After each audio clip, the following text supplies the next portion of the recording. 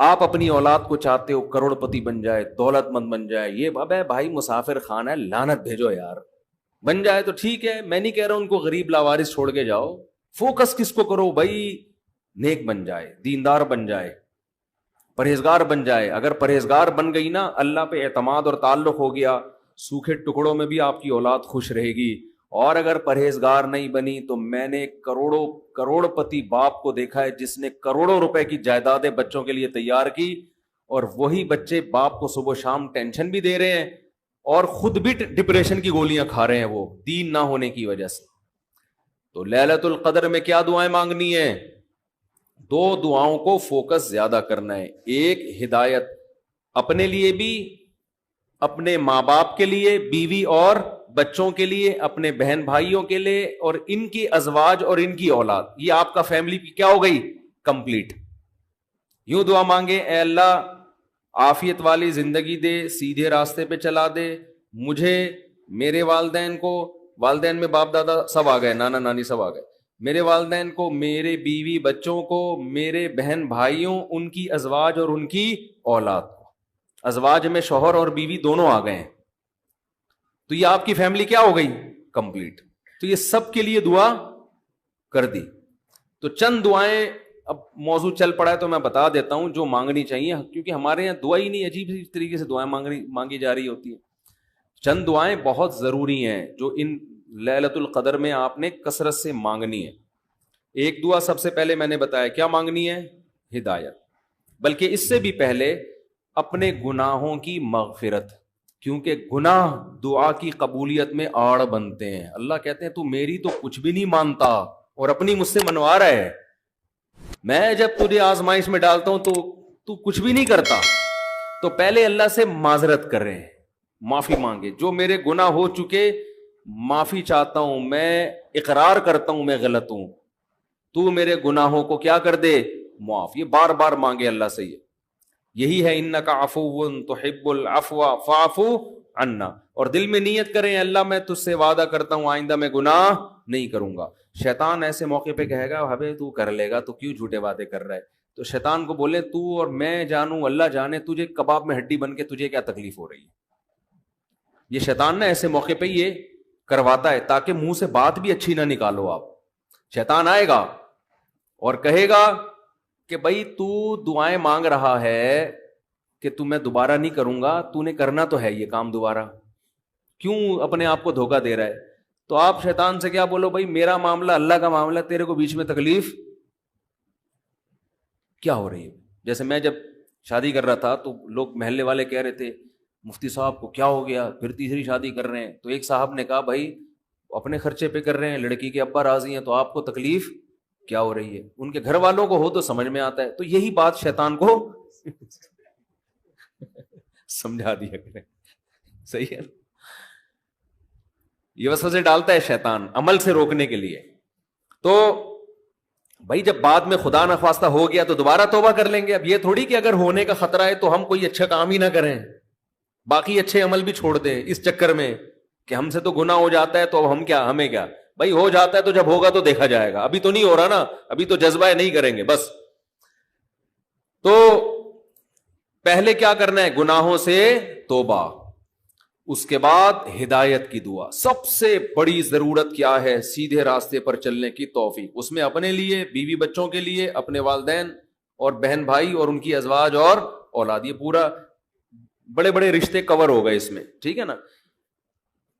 پھر تیسرے نمبر پر دین کی خدمت کی دعا کہ اللہ ہم سے دین کا بہت کام لے لے، کیونکہ علماء کے لیے تو سب سے بڑا کی فضیلت ہی یہی ہے کہ اللہ ان سے دین کی خدمت لے لے. وہ دنیا میں کاروبار کے لیے نہیں ہے، شادیوں کے تو ایک ضمنی چیز ہے، اس کے لیے شادیوں کو پروموٹ کرنے کے لیے ضرور ہے کیونکہ وہ بھی دین کا ایک حصہ ہے. تبھی ہمارے حضرت مفتی رشید احمد صاحب کہتے تھے علماء کو خود شادیاں نہ کرو، لوگوں کو ترغیب دو. لوگ کہتے تھے حضرت جب ترغیب کیسے دیں جب خود نہیں کرے گا، خود کرو گے تو دین کے کام کے قابل نہیں رہو گے. اتنے جھگڑے ہوں گے نا کہ بس اسی کام کے رہ جاؤ گے اور کسی کام کے نہیں رہو گے. البتہ یہ سنت ہے ضروری تو لوگوں کو ترغیب دو، لیکن وہی بات ہے کہ ایسے ترغیب دیں لوگ کہیں گے خود کر نہیں رہا. تو اس لیے ہم نے کہا کہ آدھی بات آپ کی لیں گے، آدھی ہم اپنی لیں گے. ہم نے حضرت کی آدھی بات لی کہ لوگوں کو ترغیب دو. دوسری جو تھی نا خود نہیں کرو، یہ والی نہیں لی ہم نے، ٹھیک ہے نا، خود بھی کریں گے ٹھیک ہے نا. تو دوسری دعا کیا کرنی ہے؟ اے اللہ دین کا کام مجھ سے بہت زیادہ لے لے. تاجر ہے وہ بھی دعا کر سکتے ہیں، دین کا کام لے لے، اللہ اس کے مال سے مدارس بنوا دے، مسجدیں بنوا دے، یتیم خانے کھلوا دے، تو کتنی بڑی بات ہے. چوتھی دعا عافیت کی. یہ نہ مانگا کرے اللہ مجھے مال و دولت دے دے، اے اللہ میری تنخواہ 2 کروڑ کروا دے. اس طرح کی دعائیں یہ جزیات ہیں، ہدف کو فوکس کرنا چاہیے. اللہم انی اسألک العفو والعافیہ، معافی چاہتا ہوں، عافیت والی زندگی، ٹینشنوں سے پاک زندگی چاہیے. اب وہ اللہ کی مرضی ہے، پیسہ دے کے ٹینشن سے پاک کر دے یا بغیر پیسے کے آپ کو ٹینشن فری بنا دے. عافیت چاہیے مجھے فی الدین والدنیا والآخرہ، دین میں بھی عافیت، میرا دین بھی مصیبتوں سے محفوظ رہے، میری دنیا بھی اور آخرت بھی. وفی اہلی و مالی، میرے گھر بار بھی پریشانیوں سے محفوظ رہے، بیوی بچے بھی، و مالی اور میرا مال بھی مصیبتوں سے محفوظ رہے. مالوں پہ ہلاکتیں آ جاتی ہیں، فیکٹریوں کو آگ لگ جاتی ہے، تو یہ بڑی جامع دعا ہے، سمجھتے ہو. اس کے بعد ایک دعا اللہ سے اور مانگ لو.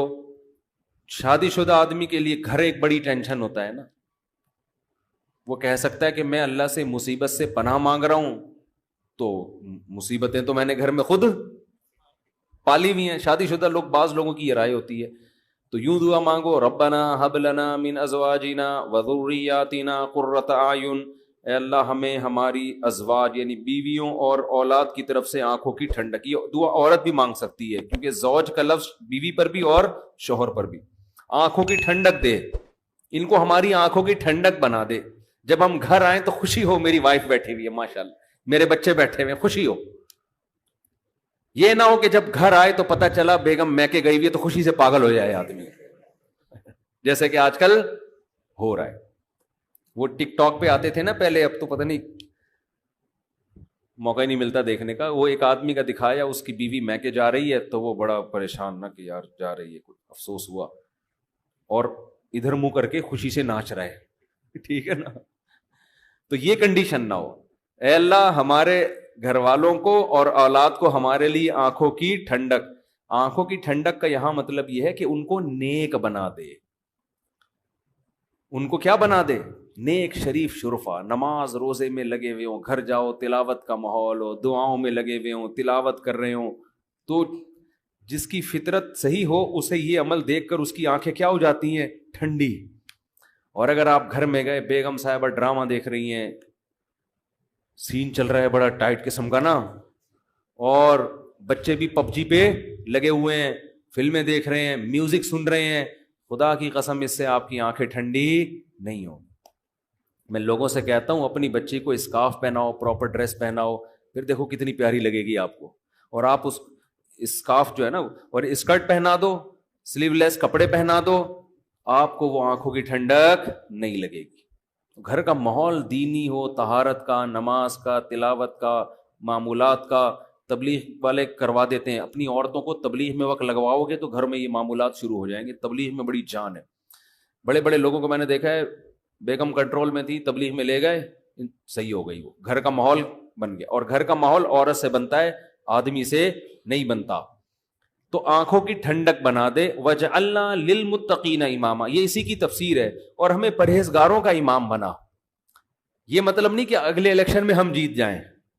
پرہیزگاروں کا امام کا مطلب امام تو ہم ہیں ہی، ہمارے ماتحتوں کو پرہیزگار کر دے، اچھے لوگوں کے سربراہ ہوں ہم.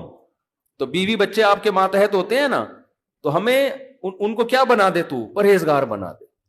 تو یہ دعا بھی بہت امپورٹنٹ ہے. اللہ نے نیک لوگوں کی صفات میں یہ دعا بھی بیان کی ہے کہ وہ ہم سے یوں دعا مانگتے ہیں.